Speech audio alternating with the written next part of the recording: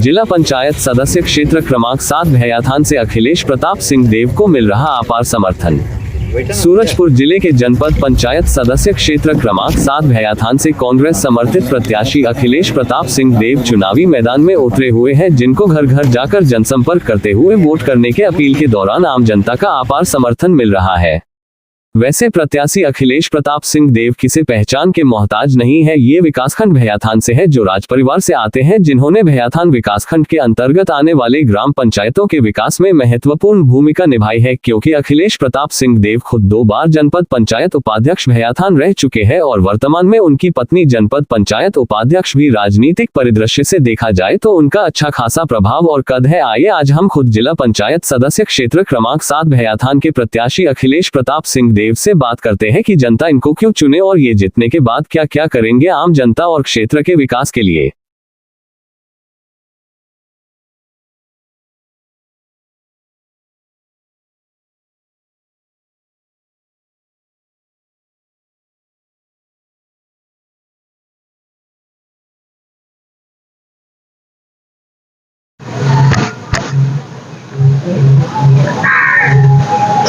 नगरीय निकाय चुनाव की जंग समाप्त हो चुकी है।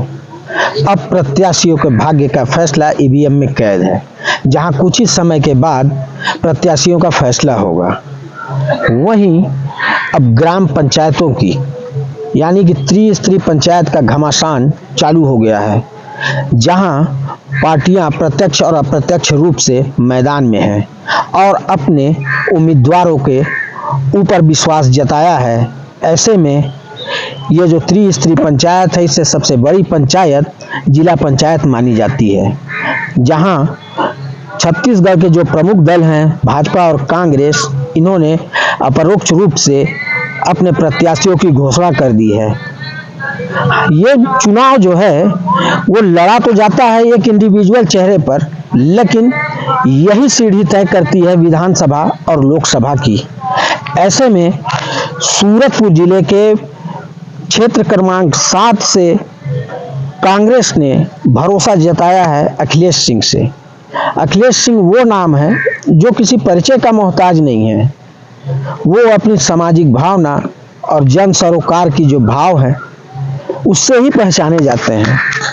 जहां भैयाथान क्षेत्र में अखिलेश सिंह के द्वारा कई जनहित के कार्य कराए गए हैं, कई लोगों के घरों को बसाया गया है, कितने लोगों के जीवन संवारी गई हैं। इन्हीं सब मुद्दों को लेकर आज जनता के बीच में अखिलेश सिंह उतरे हैं। हमारे साथ अखिलेश सिंह मौजूद हैं। हम उन्हीं से जानते हैं कि आखिर ये भाव उनके में कहां से आया और किन मुद्दों को लेकर वे आज जनता के बीच में जाएंगे। बाबा, चुनाव लड़ रहे हैं, जनता को काफी उम्मीद है आपसे। आते तो बहुत हैं, जाते भी बहुत हैं, लेकिन आपका जो चेहरा है वो यहाँ का स्थायी चेहरा माना जाता है, जो 24 घंटे अवेलेबल रहने वाला चेहरा है। क्या मानते हैं जनता के लिए ऐसे में आपके लिए चुनौती भी है, उनकी जिम्मेदारी, उनकी जो भावनाएं हैं उनको आगे बढ़ाने का, उनके विश्वास पे खता उतरने का, किन मुद्दों को लेकर आप जाना चाहते हैं? सर्वप्रथम आप अपने जो है कि फैमिली बैकग्राउंड, राजनीतिक बैकग्राउंड को भी बताने की कृपा करें। जी भाई साहब, धन्यवाद। मैं सर्वप्रथम आप लोगों को ये बताना चाहूँगा कि जो अभी त्रिस्तरीय पंचायत चुनाव हुई है और जो आगामी 17 फरवरी को मतदान होना है, कांग्रेस ने मुझ पर भरोसा जताया और मैं चुनावी समर में अपने आप को आम जनता के बीच में जाके इसके लिए अपील करना शुरू किया, मिलना शुरू किया। आपने मुझसे पूछा कि आप अपनी बैकग्राउंड, राजनीतिक बैकग्राउंड और अपनी फैमिली बैकग्राउंड बताएं, तो मैं आप सब लोगों से ये बताना चाहूँगा कि मैं भैयाथान राज परिवार फैमिली से बिलोंग करता हूँ, लेकिन राज परिवार के साथ साथ मैं एक जनसेवक हूँ और पिछले 20 वर्षों से मैं किसी न किसी पद पे रहते हुए आम जनताओं का सेवा करते हुए आज यहाँ तक पहुँच पाया हूँ। पिछले 2 पंचवर्षीय से मैंने भी विधानसभा में विधायक के टिकट के लिए अपनी पार्टी से और पार्टी के बड़े अपने पदाधिकारियों से अपील की थी, बट किसी कारणवश या मुझ पर पार्टी भरोसा ना जता के और लोगों को जो चांस दी, उसमें भी मैंने उनको सहयोग करके पार्टी को मजबूत करने के लिए उनके साथ मदद करके उनको जिताया। आगामी अभी जो विधानसभा चुनाव हुई उसमें हमारे जीवटता का परिचय देने से पीछे नहीं हटे। हम लोगों ने उसके बाद भी आम जनताओं के बीच में जुटे रह गए, लगे रह गए। रही मेरी खुद की स्वयं की राजनीति परिदृश्य की मेरी अपनी राजनीति भूमिका क्या है, तो मैं आपको बता दूं कि मैं अपनी कॉलेज की लाइफ कंप्लीट करने के बाद जब क्षेत्र में आया तो मुझे एक अंदर से एक फीलिंग हुई कि मुझे जन सेवा करनी है। जन सेवा के लिए मैं किस माध्यम से कैसे लोगों के बीच में रहूं, कैसे सोशल बनूं, कैसे लोगों की छोटे बड़े गरीब अमीर किसान मजदूर और आम छोटे जो मेरे गांव के रहने वाले काफ़ी गरीब तबके के लोग हैं, दूर दराज तक हैं, उन तक मैं कैसे अपनी सेवा दे सकूं। इसके लिए हम लोगों के लिए यहाँ पे सामान्य वर्ग से मैं बिलोंग करता हूँ, इसलिए हम लोग के लिए कहीं पे कोई विधानसभा जो सीट सामान्य हुई उसके बाद कोई ऐसी जगह नहीं बचती है कि हम कोई चुनाव लड़के पदाधिकारी बने पद में रहें और शासन प्रशासन से आम जनताओं की बात को रख के उनके कामों को करवा सकें। फिर भी मैंने कहीं ना कहीं ये सोचा कि कहीं अगर मुझे राजनीति में आम जनता की सेवा करनी है तो कोई ना कोई पद में तो मुझे रहना ही होगा।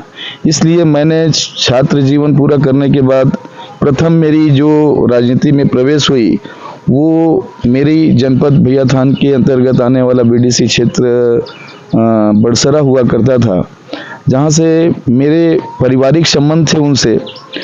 और फिर भी मुझे अब आना था राजनीति में, तो मैं वहाँ से अपना नामांकन किया और वहाँ से राजनीतिक जीवन प्रारंभ की और मैं बीडीसी वहाँ से बना। और बीडीसी बनने के बाद तब से मैं जनपद में उपाध्यक्ष के रूप में आम जनताओं के बीच में अपनी सेवा देते आया। एक पंचवर्षीय मेरी तबीयत खराब होने की वजह से मैं थोड़ा सा अपने आप को ड्रॉप किया। उसके बाद मैं निरंतर भैया थान जनपद में अपने पद में रहा, जनपद में उपाध्यक्ष बन के लोगों के बीच में रहा। अभी वर्तमान में मेरी पत्नी विधात्री सिंह देव जनपद में उपाध्यक्षा हैं और इन सब चीज़ों को लेते हुए मैं कहीं ना कहीं हर क्षेत्र मेरे जनपद में 78 पंचायत आते हैं। बगल में हमारे जनपद के बगल में उड़गी है जो उसका भी कहीं ना कहीं क्षेत्र जो है हम लोग से लगा हुआ है। राजस्व कार्यालय का मुख्यालय भैया थान है, थाना है, ब्लॉक है, हॉस्पिटल है, तो कहीं ना कहीं आम जनताओं की इन्हीं सब सारी चीज़ों की आवश्यकता पड़ती है। और जब भी जनता मेरे समक्ष अपनी समस्या लेके आई होंगी तो मैं अपने घर से कभी किसी को निराश होके भेजा नहीं हूँ। मैंने ऐसा सम्मान उनके साथ जुड़ते हुए उनके लिए खड़ा होके जो मेरी जितनी अपनी पहुंच, मेरी जितनी अपनी सोच, जितनी मेरी अपनी करने की क्षमता उन लोगों के लिए रहती थी, मैंने समर्पित भाव से उनके लिए कार्य किया है। बाबा, जैसे देखने को मिलता है, आपने कहा कि राज परिवार से आप बिलोंग करते हैं, लेकिन देखने को हमेशा यही मिलता है कि चाहे छोटे तबके के लोग हों या बड़े तबके के लोग हों, आप सबके साथ सामान्य से सादगी पूर्वक ही पेश आते हैं। ये जीवटता आप में कहाँ से आई और क्या है कि जहाँ तक आज जनता की कहीं ना कहीं मांग तो है, आपने जनपद में कार्य किए हैं, तब तो आज आपको जनता जो है कि चाह रही है कि आप जिला में काम करें। रही पार्टियों की सवाल, तो पार्टियां जातिगत समीकरणों पे देखती है, लेकिन कांग्रेस के साथ भी आप शुरू से जुड़े रहे, उपाध्यक्ष के तौर पे काम भी किया है, तो कहीं ना कहीं इस सादगी और जीवटता का क्या परिचय है बाबा? भाई साहब, सबसे पहले बता दूं कि राज परिवार एक मेरी फैमिली है। मैं यहाँ जन्म लिया हूँ अपनी फैमिली में, तो मैं तो हूँ राज परिवार से। ये तो कोई छुपाने या मैं इसको घुमा के बताऊं तो कहीं कोई आशा नहीं है। बट रही सेवा करने की बात, तो आज के डेट में सबसे बड़ा व्यक्ति वही है जो आम छोटे बड़े आम किसान से लेके समस्त जनता को लेके चल सके, उनकी समस्याओं का निदान कर सके, उनके दिल में राज कर सके। वही सबसे बड़ा व्यक्ति है, वही सबसे बड़ा राजनीतिक है, वही सबसे बड़ा सोशल वर्कर कहला सकता है। मैं बोलने के लिए बड़ी बड़ी राजनीति की बात करूं, मैंने अपने राजनीतिक जीवन में 90% समय यहाँ के ग्रामीण अंचलों को दिया है। लोग कोई एक पद मिलता है तो लोग बड़े जगह में जाना पसंद करते हैं, गांव को छोड़ के रायपुर अंबिकापुर जैसे जगह में स्थापित होना चाहते हैं, लेकिन मैंने सारी सुख सुविधाओं को त्यागा है। केवल ये समझते हुए कि मेरी यहाँ पे आवश्यकता है, मुझे यहाँ के लोगों के दर्द को दूर करना है, जिस प्रकार भी हो सके छोटी बड़ी समस्या उनके समस्याओं के बीच में खड़ा रहूं और भैया थान के आसपास के एरिया के लिए मैं क्या कर सकता हूं, ये मेरे मन में हमेशा कहीं ना कहीं कौतूहल के रूप में चलता रहा और मैंने इसकी जीवटता के परिचय दिखाई है। बाबा, देखने को मिलता है कि चाहे वो आज भले ही पार्टियां चुनावी मैदान में हो, वो अपनी जो है कि घोषणाएं करती हैं, पूरी करती हैं, लेकिन कहीं ना कहीं देखने को मिलता है चाहे भाजपा हो या कांग्रेस या और भी दल जो हैं, वो सभी लोगों के साथ आपका जुड़ाव रहा है। और क्या मानते हैं आखिर इस सबको कि इस सबके पीछे क्या वजह है? भाई साहब, पार्टी अपनी जगह है, व्यक्तिगत संबंध अपने जगह है। मैं इसे स्वीकार करता हूँ कि मेरे संबंध चाहे भाजपा के बड़े नेता हूँ, चाहे भाजपा के छोटे कार्यकर्ता हूँ, चाहे कांग्रेस के बड़े नेता हूँ, कार्यकर्ता हूँ या छोटे कार्यकर्ता हूँ, मैंने अपने व्यक्तिगत संबंध सारे लोगों से मधुर रखा है। समस्या किसी की हो, मैंने ये नहीं सोचा कि ये कांग्रेस के हैं तो कार्य होगा, बीजेपी के हैं तो नहीं होगा। मेरे मन में ये भावना नहीं है।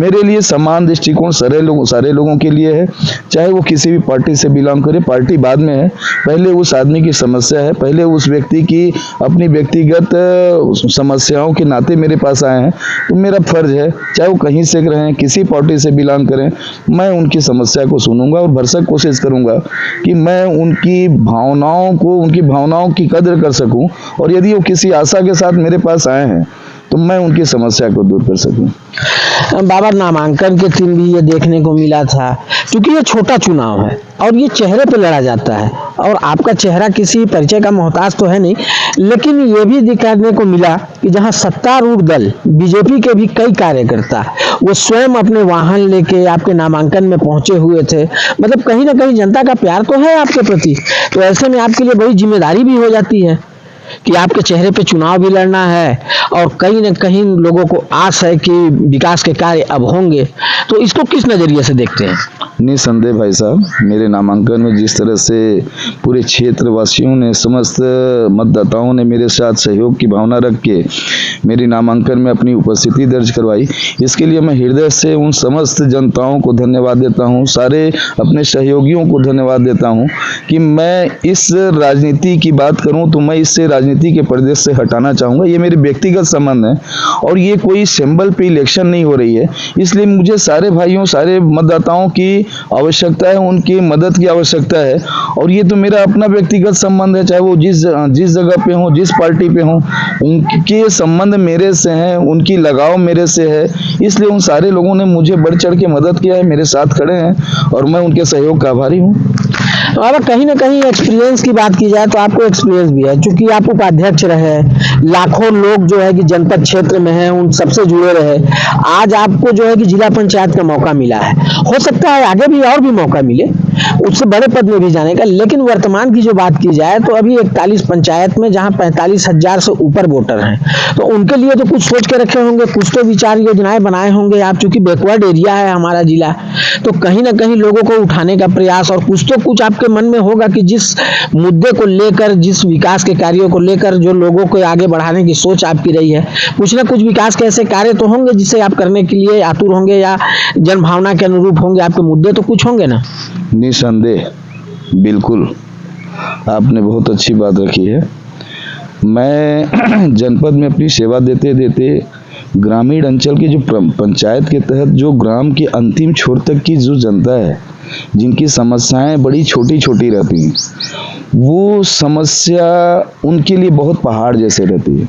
उनके लिए मैंने काफ़ी सारी योजनाएं बना के रखी है कि यदि जनता का प्यार मेरे साथ है, मुझे मिलता है, तो मुझे उनके लिए कुछ तो करना है।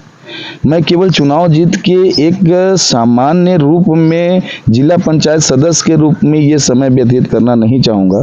यदि ये स्वर्णिम टाइम ये अवसर मुझे प्रदान होता है, तो मैं ग्रामीण के, मेरे जनपद के, मेरे क्षेत्र के वो अंतिम व्यक्ति जो यहाँ तक आने में उनको दिक्कत होती है, उनकी समस्याओं का निदान करने में दिक्कत होती है, मैं आप लोगों के माध्यम से उनकी तक ये बात पहुँचाना चाहूँगा कि मैं उनकी हर समस्या के लिए खड़ा तो अवश्य मिलूंगा। मेरे मन में जज्बातें बहुत ज़्यादा हैं, काम करने का, निदान करने की मेरे अंदर में बहुत जम के भावना भरी हुई है। और उनके लिए प्रथम लाइन में तो ये बोलूं कि जो लोग भैया थान मुख्यालय में मेरे ग्रामीण अंचल के जो मेरे मतदाता भाई बहन सारे लोग जो यहाँ पहुँचेंगे, बड़े बुजुर्ग पहुँचेंगे, उनके लिए तो सबसे पहले मैं यहाँ रुकने की, उनको बैठाने की, उनको ठंडे पानी पिलाने की व्यवस्था रखा हूँ।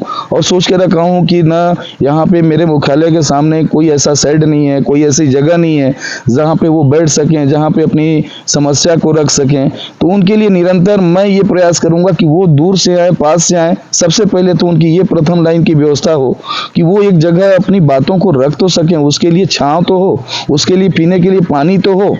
ये मेरी प्रथम लाइन की मनसा है।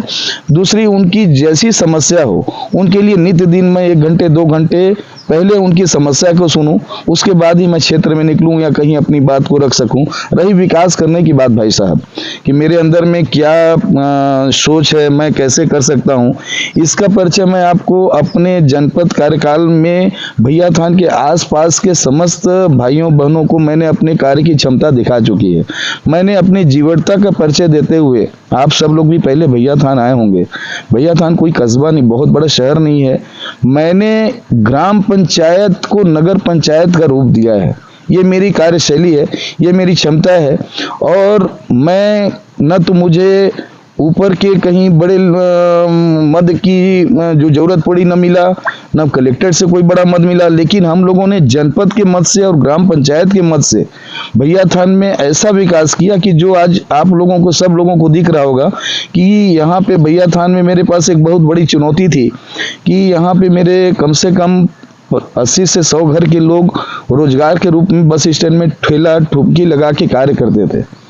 और हमेशा उनको डर बना रहता था कि कभी भी उनके दुकान को गिरा दिया जाएगा, हटा दिया जाएगा, अतिक्रमण में उनको किनारे कर दिया जाएगा।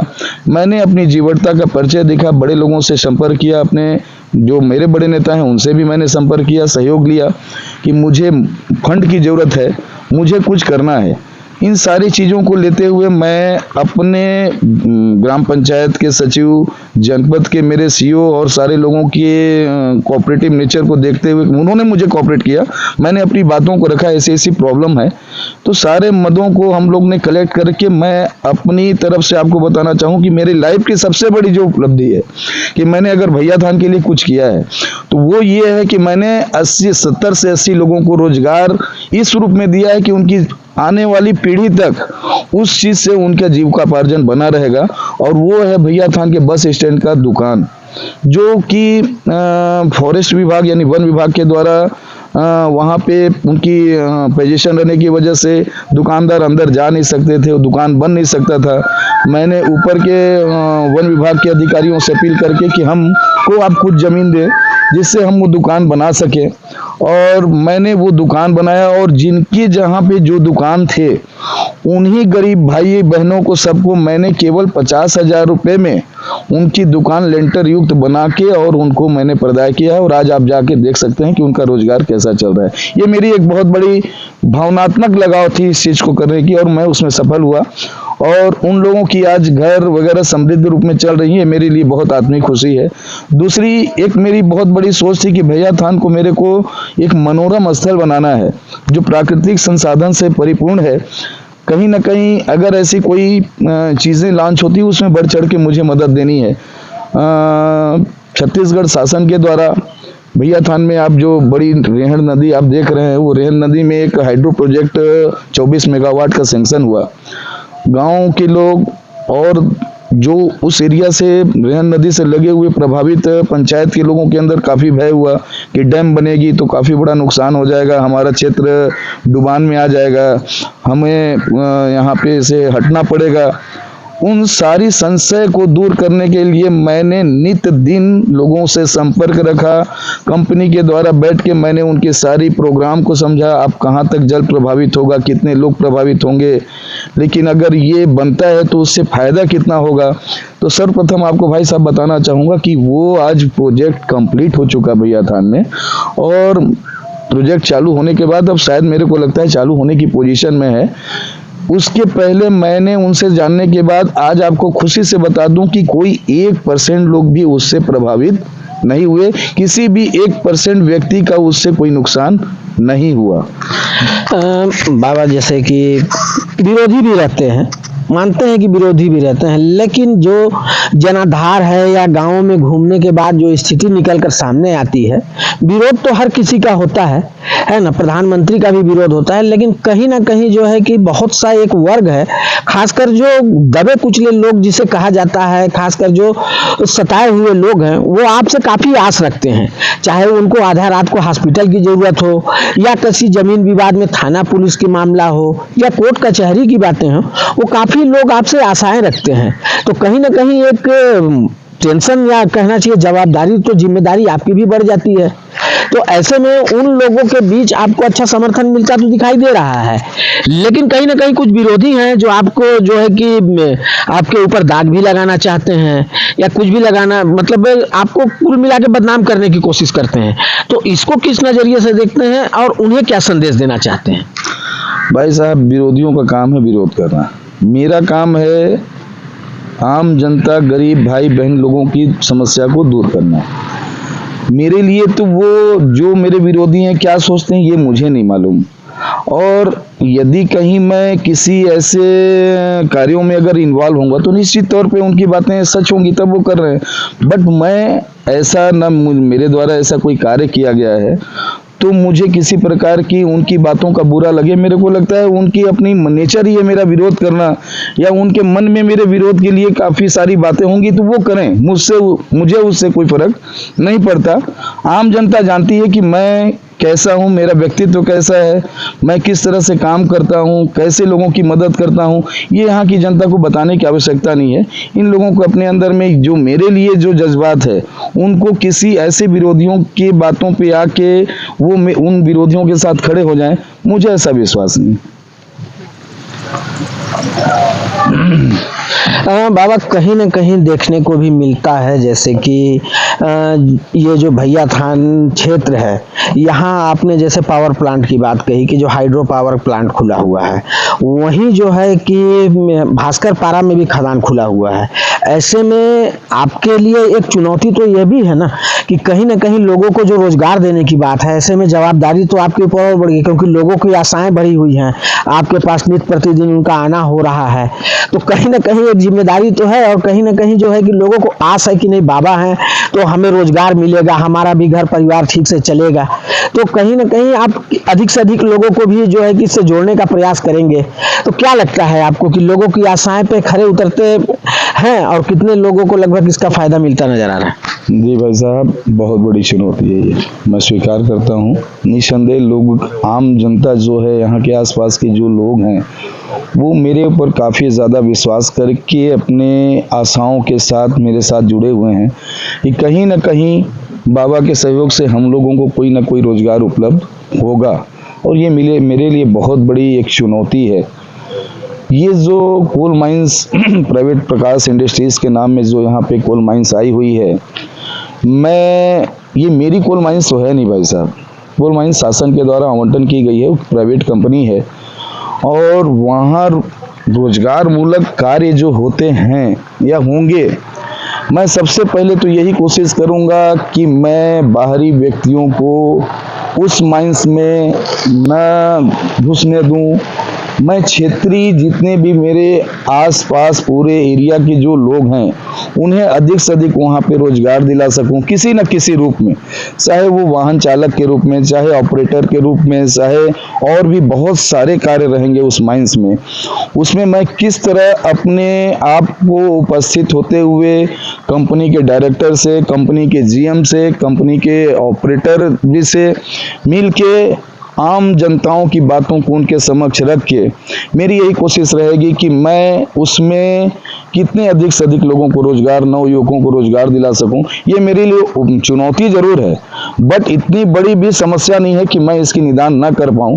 मेरी उम्मीद अपने आप में है कि मैं इसमें सफल होकर रहूंगा और अधिक से अधिक लोगों को रोजगार उपलब्ध करवाने की मेरी ये मंशा है। और यदि मैं आम भाई बहनों का मुझे जो सहयोग मिल रहा है, उसके बाद मेरी प्रथम चुनौती के रूप में प्रथम ईयर्स का जो वर्क रहेगा वो सबसे पहले यही रहेगा कि मैं अधिक से अधिक लोगों को रोजगार उपलब्ध करवा सकूं। बाबा, एक चीज और देखने को मिलता है कि जैसे कई बार जो बड़े तबके के लोग हैं, चूंकि बड़े तबके के कहने का मतलब यह है कि कुछ लोग जैसे आप का जो है कि दबे कुचले लोग, खासकर जो हमारा बैकवर्ड एरिया है, एसटी एससी के लोग हैं, आप उनके साथ ज्यादा घुलते मिलते हैं, है ना, उनके साथ नॉर्मली बातें करते हैं, खाते पीते भी उनके साथ हैं। तो ऐसे में कहीं ना कहीं एक बड़ा वर्ग जो है वो कुछ न कुछ तो असम्मानजनक दृष्टि से देखता है और आपके ऊपर कटाक्ष भी करता है, लेकिन आपका जो लोगों के साथ लगाव है उसको लेकर आप क्या कुछ कहना चाहेंगे, क्या संदेश उनको देंगे? अरे भाई साहब, सामाजिक तौर पे इन बातों को मैं अहमियत नहीं देना चाहता। छोटे हों, गरीब हों, एसटी हों, एससी हों, वो सब मेरे लिए अजीज हैं, मेरे साथ जुड़े हुए हैं। ये मेरे लिए बहुत इम्पोर्टेंट है। और कोई भी वर्ग हो, कैसा भी हो, वो आप जिस रूप में मुझे अपने घर में बुलाएगा, कहीं भी बुलाएगा, किसी रूप में मुझे अगर वो सम्मान देते हुए मेरी बातों, अपनी बातों को रख के मुझसे ये बातें उम्मीद रखता है कि मैं उनके सहयोग के लिए खड़ा हूँ, उनके साथ खाने में सम्मिलित हूँ, तो ये मेरे लिए मायने नहीं रखते। मैं सारे लोगों के साथ हूँ। और अगर मेरे समाज के बड़े जो लोग हैं, अगर इस बात को लेके मेरे प्रति यदि किसी प्रकार की भावना रखते हैं तो उनसे क्षमा चाहूँगा, लेकिन मैं अपनी नेचर को तो नहीं त्याग पाऊंगा। मैं तो जुड़ूंगा ही, रहूंगा ही। ये सारे लोग मेरे अपने हैं, जो मुझे अपने विश्वास के साथ मेरे पास आते हैं, तो मेरा भी विश्वास उनके साथ सदैव रहेगा। और मैं कार्य के साथ साथ उन छोटे से लेके बड़े लोगों का सम्मान तो रखूंगा भाई साहब। बाबा, जैसे क्या हुआ कि लोग आजकल जहाँ एक फीट जमीन के लिए जो है कि लड़ते झगड़ते देखे जाते हैं, कई लोगों में यहाँ तक कि मार काट भी हो जाती है। ऐसे में आपके जो पूर्वजों हैं या आपके द्वारा जो जी गई जमीनें हैं, जहां अभी शासकीय कार्यालय संचालित हो रहे हैं, तो कहीं ना कहीं कभी कुछ लगता है क्या बाबा कि ये जमीनें जो है हमारी होती, या पूर्वजों ने दिया है तो कुछ सोच समझ कर दिया है? क्योंकि भैया थान एरिया जो है वो कहीं ना कहीं लगभग आपकी दी हुई बहुत सारी जमीनों पर ही सरकारी जमीन है, तो कहीं ना कहीं इस बात का कुछ मलाल रहता है, या फिर ये जनसेवा की ही भावना है? नहीं भाई साहब, मैं जो पूर्वजों ने दे दिया वो दे दिया। उन्होंने भी कुछ सोच के क्षेत्र के विकास के लिए ही वो जमीन शासकीय आवंटन दिया या लोगों को, प्राइवेट पर्सनों को दिया। अब उसमें इस तरह की बात को सोचना एकदम गलत होगा। जो जहाँ पे जो चीज़ स्थापित है वो वहीं रहेंगी। कोई मेरे मन में मलाल नहीं है। अगर पूर्वजों के पास था तो उन लोगों ने दिया, नहीं होता तो कहाँ से देते, और दे दिए तो कहीं ना कहीं क्षेत्र का उससे विकास ही हुआ है। वो ज़मीन अब सोचूं मैं मन में कि ये ज़मीन मेरी थी, ये ज़मीन मेरी थी, ये बहुत बड़ी वैल्यू की ज़मीन थी, ऐसी मेरी कोई सोच नहीं। मैं इन चीज़ों में नहीं पड़ना चाहता। जो जहाँ पे है, जैसा है वो ठीक है। पूर्वजों ने दिया है, उनके पास थी, उनका सम्मान है कि उन लोगों ने दिया। कोई ना कोई जो व्यक्ति है, कोई तो नाम ले रहा है कि हाँ हमारे परिवार के द्वारा उन लोगों के लिए दिया गया। और जहाँ पे आज प्रशासन के बड़े बड़े कार्यालय और आम जनताओं के लिए सुविधा के लिए कुछ न कुछ बने हुए हैं, ये खुशी की बात है। मेरे लिए गौरव की बात है कि मेरे परिवार ने ऐसे कार्यों के लिए जमीन दिया है। बाबा, कहीं ना कहीं देखने को यह भी मिलता है कि चूंकि हमारा जो एरिया है काफी वो भक्ति भाव से रमा हुआ एरिया है, तो कहीं ना कहीं जो है, चाहे वो गणेश पूजा की बात हो, दुर्गा पूजा की बात हो, चैत्र नवरात्र की बात हो, ऐसे में लोग भी आपके पास आते हैं, लोग बाग मिलते हैं, तो कहीं ना कहीं आपके लिए भी तो है उनकी आस्था से जुड़ी हुई। और कुदरगढ़ की जो स्थिति रही है वो आप लोग के प्रयास से ही आज विकसित हुआ है। तो क्या मानते हैं आगे में इस और भी कुछ और जनता के लिए करने की कुछ सोच रखते हैं? जी भाई साहब, माता रानी आराध्य कुदरगढ़ी माँ देवी जो हम लोग की इष्ट देवी हैं, वहाँ के लिए तो मैं कुछ भावना नहीं, बहुत सारे मेरे अंदर में चीज़ें हैं कि वहाँ की विकास जितनी अधिक से अधिक हो सके, और जितने भी श्रद्धालु के रूप में वहाँ पे जाते हैं उनको वो सारी सुविधा वहाँ प्रदान हो सकता है हमारे पूर्वज के द्वारा वो उतनी व्यवस्था न बनाई गई हो, उस समय संसाधनों का अभाव था। बट आज जो प्रशासन के हाथ में माता रानी का दरबार है, और जो वहाँ पे बड़े पदाधिकारी के रूप में आज चयनित हुए हैं, उनसे भी मेरा निवेदन है कि मैं उनके साथ हर सहयोग के लिए खड़ा हूँ। और चाहूँगा कि माता का दरबार सज धज के ऐसा वहाँ का दरबार सजे और वहाँ के जो जाने वाले श्रद्धालु हों उनको किसी प्रकार की तकलीफ ना हो, और उसके लिए मेरे से जितनी भी चीज़ें हो सकेंगी, जो भी मैं अपने लायक कर सकूँगा, हमेशा माता रानी के लिए समर्पित रहूँगा और चाहूँगा कि माता रानी का दरबार सदैव ऐसा ही चमकता रहे। बाबा, आज भी ग्रामीण क्षेत्रों में यह देखने को मिलता है कि कितने लोगों का जो है कि राशन कार्ड नहीं है, कितने लोगों के जो है कि आधार कार्ड से वंचित हैं, जन्म मृत्यु की बातें हैं। तो कई लोगों को यह भी देखा गया है कि आपके आदेश पे ही जो है कि या आपके द्वारा ही उनको जो है कि चावल का या फिर किसी सामाजिक कार्यों में उनके जो है कि या कोई कार्यक्रम होते हैं, उन कार्यक्रमों में आपके द्वारा जो है कि कई प्रकार का उनको सहयोग किया जाता है। तो ये भावनाएं भी कहीं ना कहीं तो जोड़ती है ना बाबा लोगों से, इसका फायदा कहीं ना कहीं मिलेगा ना। जी देखिए, जब इस कार्य में अपने आप का जब समय जो होता है मेरा जो जाता है, तो मैं आम ग्रामीण में रहने वाले गरीब भाई बहनों से सबसे पहले मैं हर जगह अपने व्यक्ति की भेजता हूँ कि जाके पता लगाओ यार कहाँ कितने लोगों की निराश्रित पेंशन स्वीकृत नहीं हुए हैं, जो सामाजिक सुरक्षा पेंशन के नाम में दी जाती है। मैं इस आसपास क्षेत्र के बारे में बता दूं कि मेरी जानकारी में ऐसा कोई पंचायत नहीं होगा जहां पे वो निराश्रित पेंशन आवंटन नहीं होता होगा या स्वीकृत नहीं हुआ होगा। रही बात राशन कार्ड की, तो उसके लिए भी मैंने जनपद स्तर पे ये कोशिश की है कि पंचायतों में बुनियादी करवा के लोगों को बैठा के राशन कार्ड उपलब्ध करवाया होगा। जितने जगह तक मेरी पहुंच होगी, जितने जगह तक मैं जा सकता हूँगा, वहाँ के ग्राम पंचायत के प्रधान से, वहाँ के सचिव से या अपने किसी कार्यकर्ता के माध्यम से ये कोशिश किया है कि भरसक जितने अधिक से अधिक राशन कार्ड बन सकें, उन गरीब लोगों की कोई ऐसे राशन कार्ड ना छूटें जो उन लोगों को जो शासन के द्वारा दिया जाता है राशन कार्ड, वो उन्हें उपलब्ध हो।